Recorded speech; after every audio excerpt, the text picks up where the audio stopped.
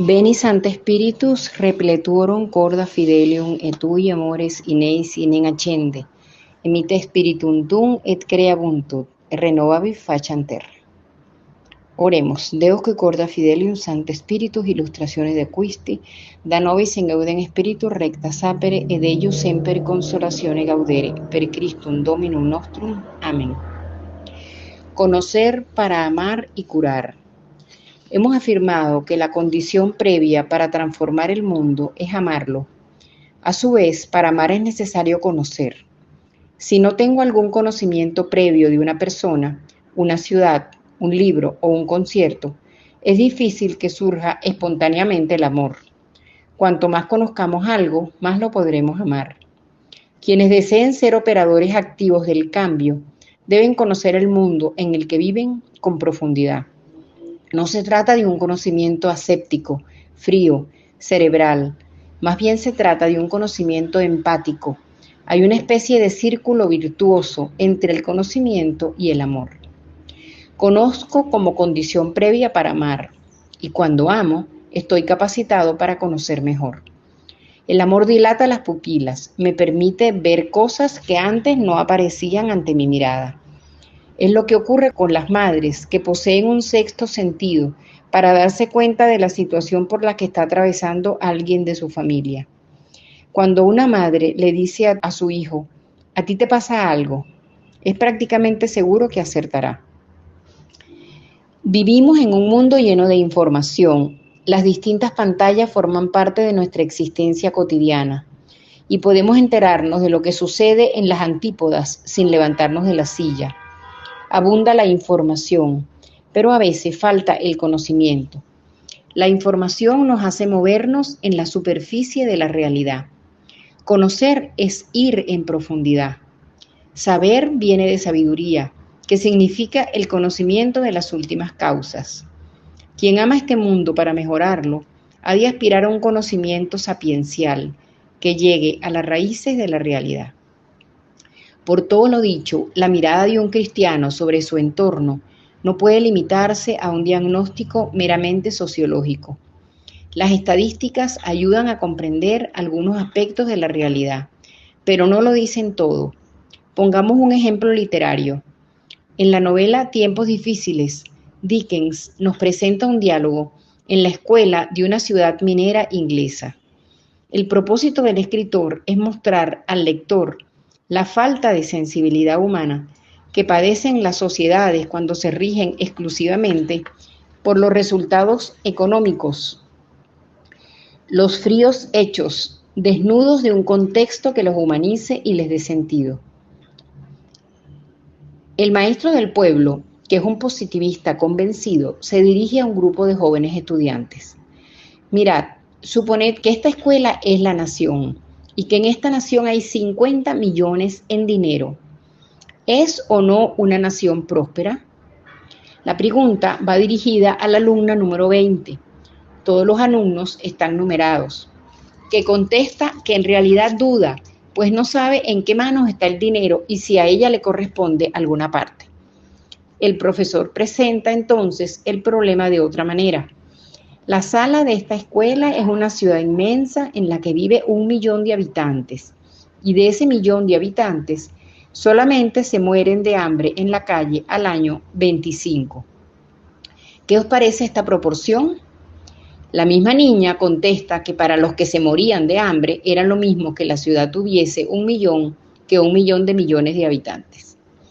Este difícil diálogo entre el que solo se atiene a las estadísticas y la que solo se fija en cada persona termina con la siguiente perla.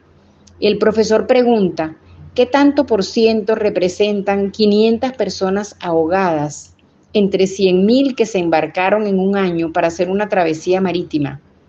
Nuestra niña responde, ningún tanto por ciento representa para los parientes y amigos de los que perecieron.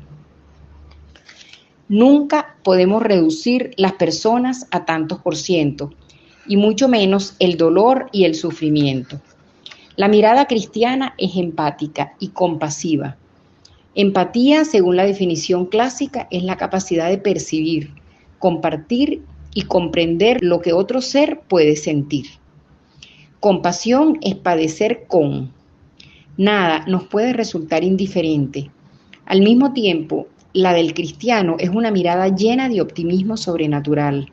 No se le oculta la presencia del mal y a la vez siempre descubre la posibilidad de redimirlo.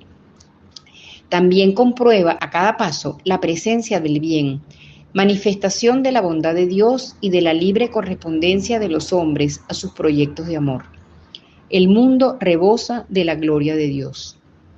Quien eche una mirada desprovista de prejuicios a su alrededor verá tantas cosas positivas. Es importante no perder la capacidad de asombro ante el espectáculo de este mundo, la belleza de los paisajes, la rica diversidad de la vida en las plantas y los animales, la grandiosidad del universo, manifiestan la generosidad de un Dios creador que ha querido compartir con nosotros tanta bondad. Entre las criaturas que salieron de la mano de Dios, destaca la persona humana, que participa del poder creador de Dios. Las obras de arte de todos los siglos y culturas abren horizontes insospechados de trascendencia a quienes saben contemplarla. Los avances científicos y las aplicaciones tecnológicas llevan a agradecer que tantas personas a lo largo de la historia hayan utilizado de manera fecunda el chispazo de luz divina que es la inteligencia humana y hayan logrado crear unas circunstancias para una vida más digna en esta tierra. Sobre todo hemos de aguzar nuestra capacidad de asombro para descubrir la grandeza del alma humana, que se manifiesta en tantas vidas totalmente entregadas al servicio de los demás. Son los que encarnan la santidad de la puerta de al lado, de la que habla el Papa Francisco en Gaudete et Exsultate.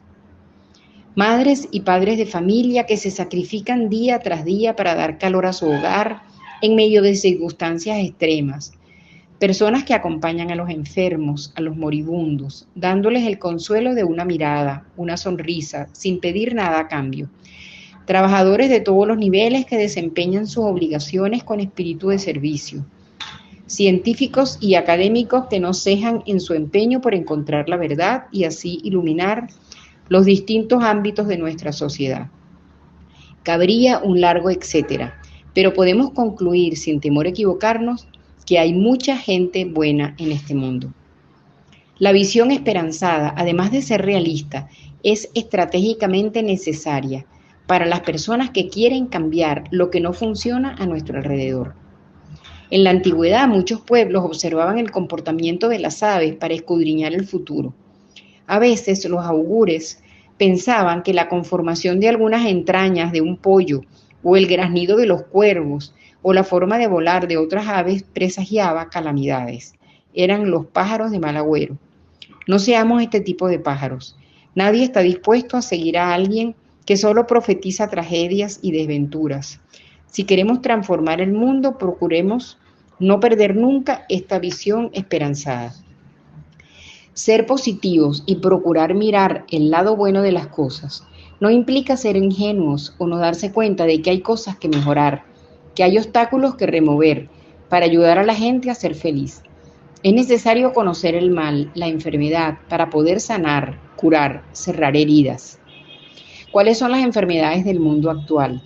¿Cuáles los principales desafíos para la conciencia cristiana? Nos puede ayudar la descripción que hace el Papa Francisco en la Evangelii Gaudium.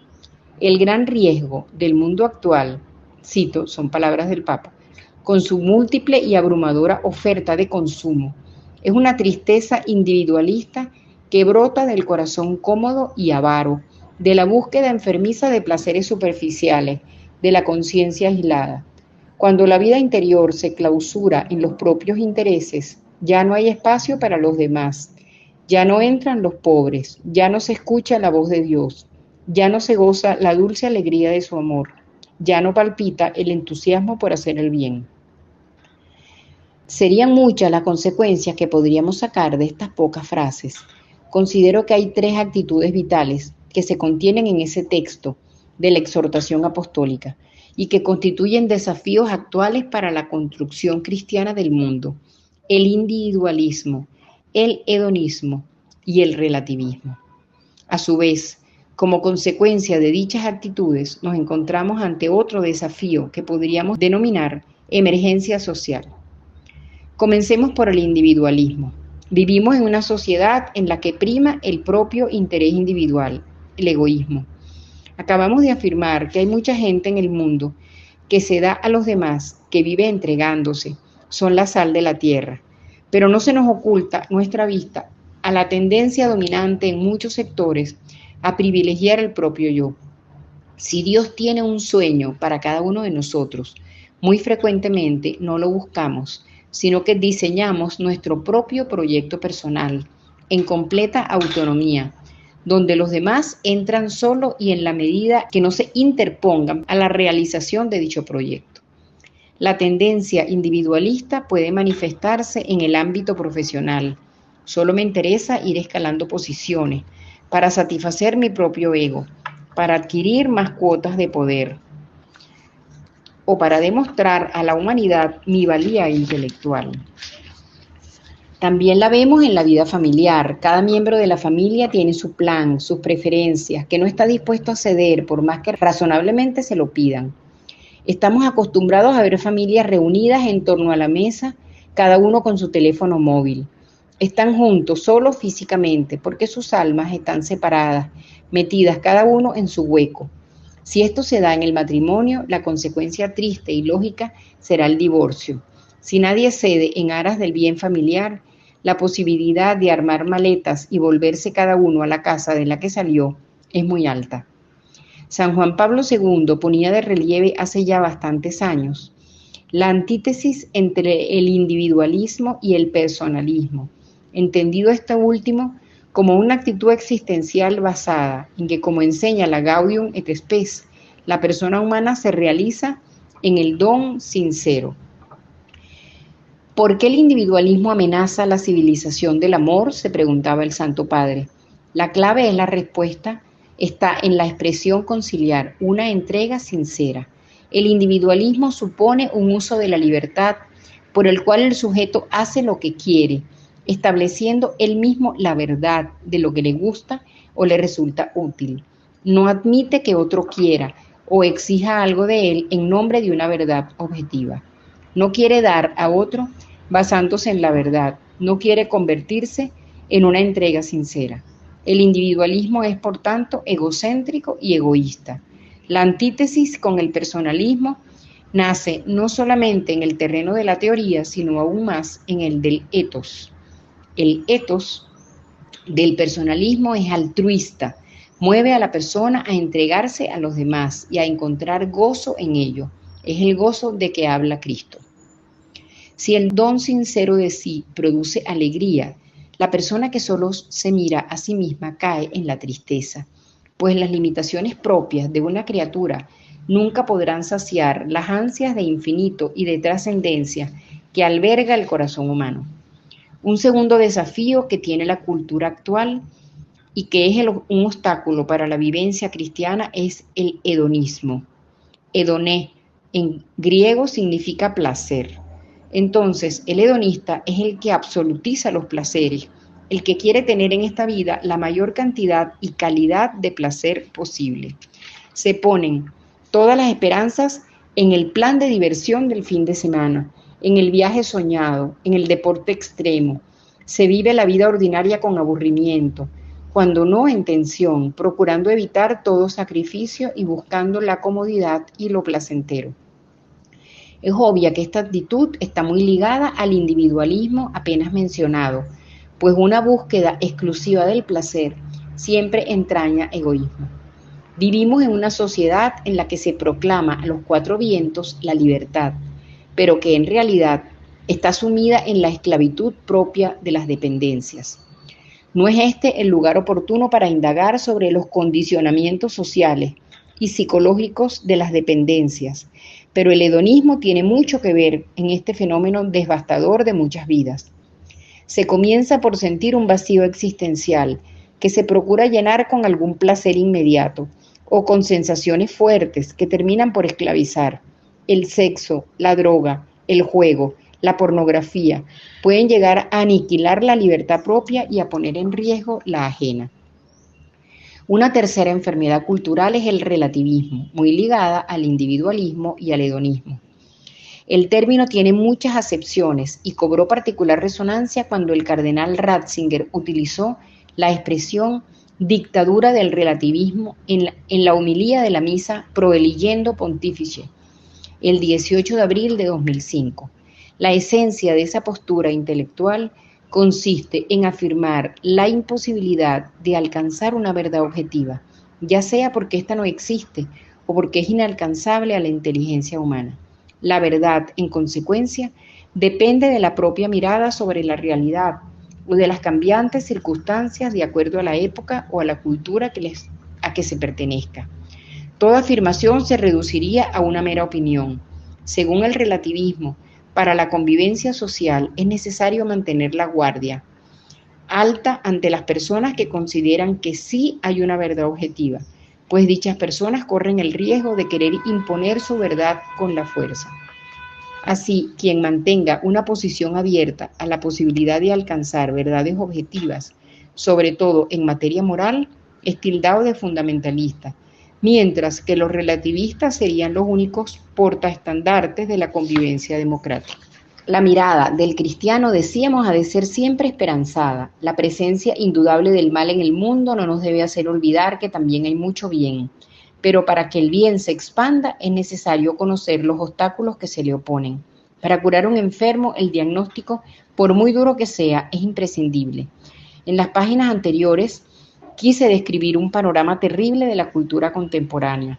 He escrito que no hay que ser pájaros de mal agüero, sino plantear algunos de los desafíos urgentes que tenemos los cristianos para ayudar a una sociedad que se encuentra bastante desconcertada.